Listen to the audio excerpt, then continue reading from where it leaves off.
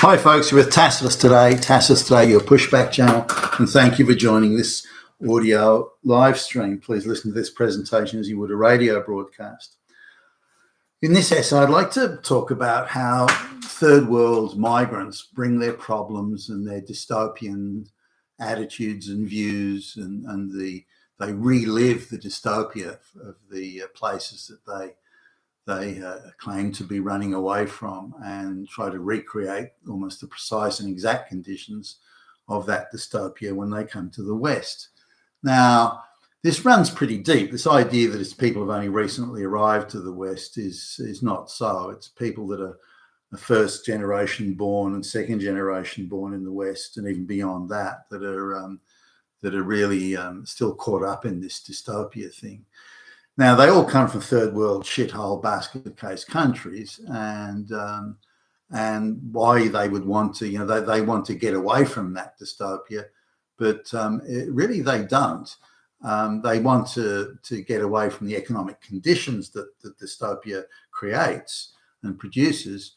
But once they've got in better economic conditions, they still want all the causes and all the effects and all the underwriting systems and processes and attitudes and views that created the dystopia. They want to bring all that with them, and then seem to be rather surprised as to why the dystopia is occurring in the places that they're going to, certainly when they arrive in sufficient numbers.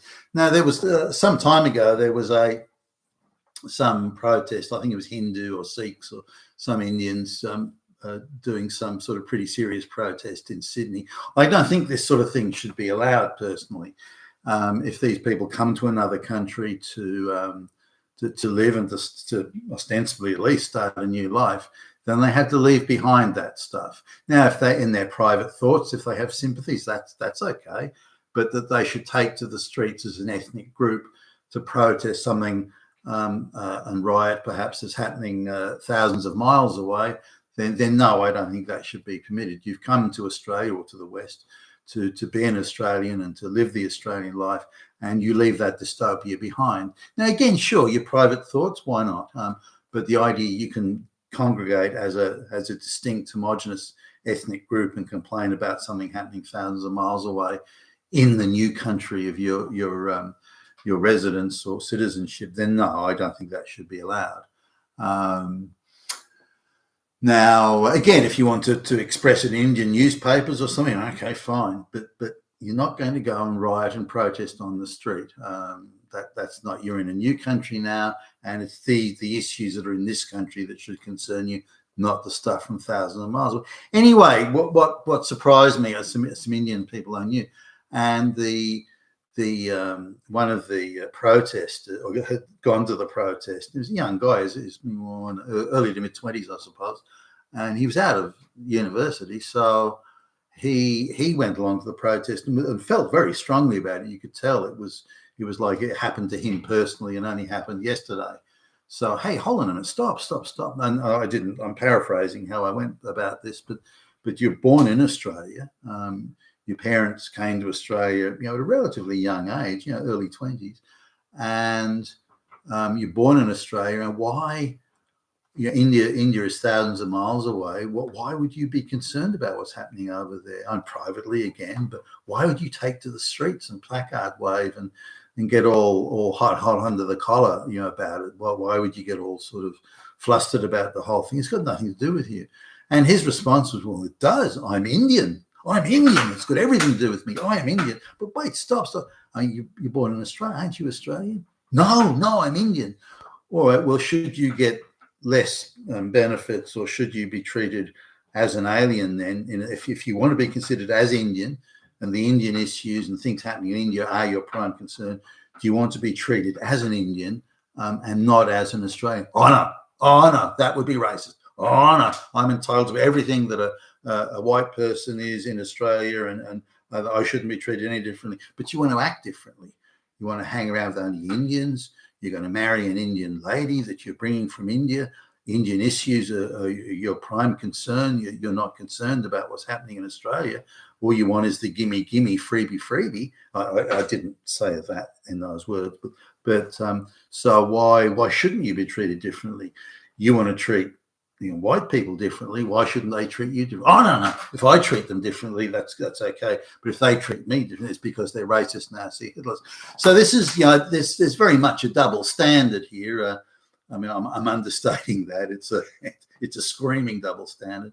But I've noticed the same with Palestinians, and through in the wider sort of, if you like, Islamic diaspora, the Palestinian sort of issue has become quite broad, whether people come from Afghanistan or anywhere around the Islamic world. Then what's going on in the Middle East, the Gaza thing and Palestine, so that's huge. And so there's been a number of agitator type interviewers, leftists and activists and so on, going around stirring up, trying to stir things up.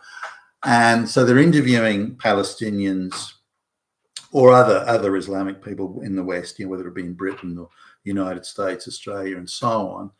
And their attitude is, or their view is, at least according to the interviews, is that we, the Palestinian people, were oppressed. We're brown and we're oppressed, and we have a right to fight back against that oppression. But you've left the Middle East, Gaza or wherever. You've left that area, and you're born in the West, or you came to the West at 3 years old, or you've come as a young person, as a refugee or a migrant or whatever. Well, aren't you, now you've come to the West and it is peaceful and quiet and clean and there's no warfare, wouldn't you want to embrace this new lifestyle that's been given to you? This, again, peaceful, you can go about your business and you've got liberties and also, wouldn't you want that? Wouldn't you want to embrace that? And wouldn't that be your focus? Oh, no. What's happening in the Middle East and Gaza, that's my major priority, and that's why I go out and protest every day. So wait a minute. So she's saying, she goes out. This woman is one interview. There's a number of them. I'm using one here. She says that her people are not allowed to protest, are not allowed to have a voice. We have no voice at all, no voice.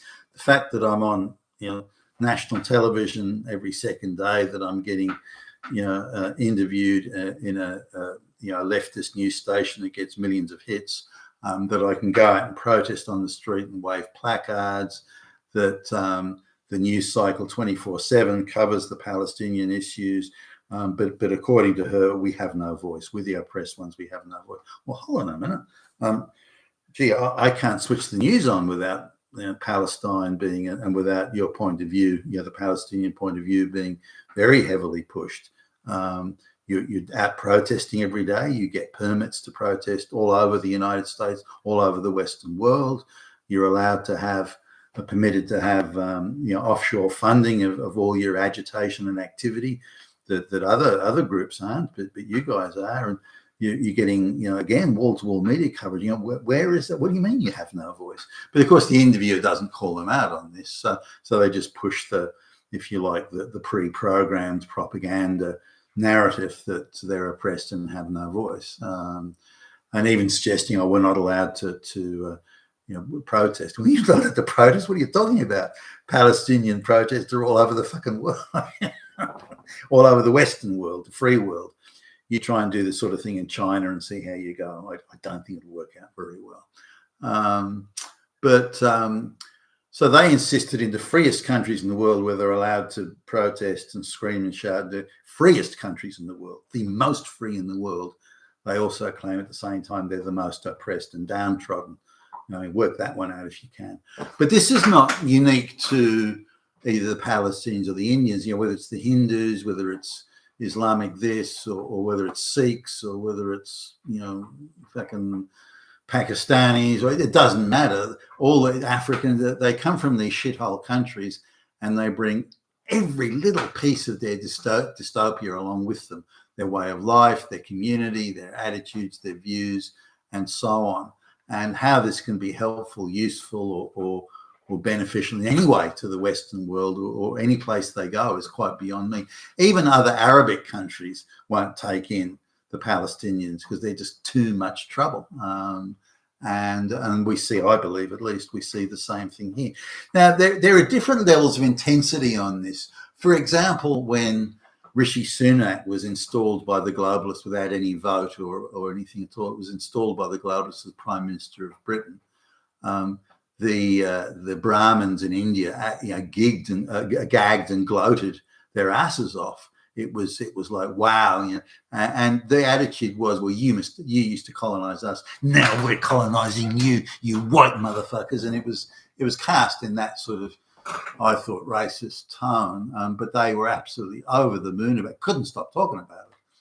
Now, take the attitude of the Nigerian press when the Nigerian Kemi Badenoch was made leader of the Conservative Party in Britain. Now, while she was born in Britain as an anchor baby, her mother went straight back to Britain, straight back to Nigeria, and she lived there for, I think, pretty much all of her school life, going to then leaving Nigeria only when there was political unrest to do her senior high school education in, I think it was Britain or America, in the West anyway. And so her family was very much part of the Nigerian elite, and she again spent the first 16 years or so, or at least the bulk of her early life in Nigeria. And so you'd think that Kemi Badenoch getting the leadership of the Conservative Party in Britain, the once mighty Conservative Party of Winston Churchill and Margaret Thatcher and so on, that the Nigerian press would go into hyperdrive of excitement and gloating over it. But in fact, no. I had a look. I went to look at the Nigerian press, and they had like a story on the fifth or sixth page. It wasn't a headline on their online thing. It was well down the page, and it was only a small article. It was almost sort of mentioned in passing rather than making a big deal out of it. I thought this was quite surprising. Why would the Indians gloat like fuck over Rishi Sunak, who was British born anyway, getting installed as Prime Minister, one of their ethnic brethren, and yet the Nigerian, who again was only born in England and then grew up in Nigeria, was born in England as an anchor baby. The mother arrived in England heavily pregnant, gave birth, and came straight back to Nigeria. So you'd think it would be a bigger deal for Nigerians that a black person and this sort of thing, but in fact, no, they barely mentioned it. Again, I saw articles for one day. And then that's it. By the next 24-hour news cycle, it was gone, and I was quite surprised by that. So the in-group preference and how that in-group preference is structured and managed is quite different across ethnicities, or in the case of, say, a religious diaspora such as Islam. So nonetheless, whereas black people from Africa may bring their attitudes to do with diligence and conscientious behaviour, and their attitudes regarding gimme, freebie, and you've got so much, you should share it with me, and those sorts of things.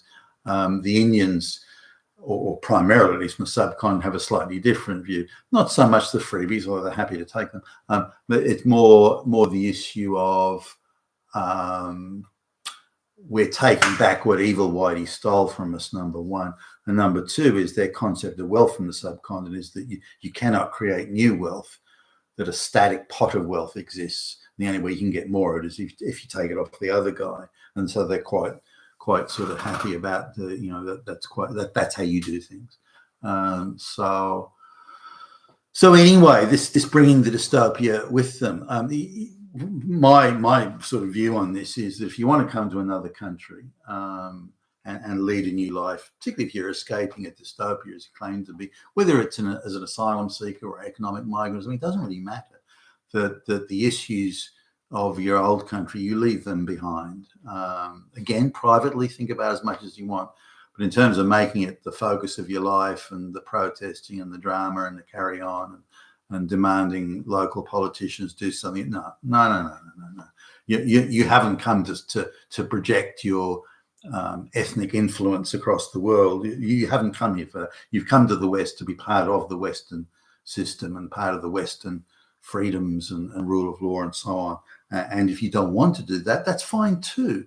But if the first priority in life is worrying about Palestine, then you need to go, or Gaza, you need to go back there. And that's fine as well. And by the way, here's a ticket, so off you go. You've been with Tacitus today, your Pushback channel, and thank you for listening.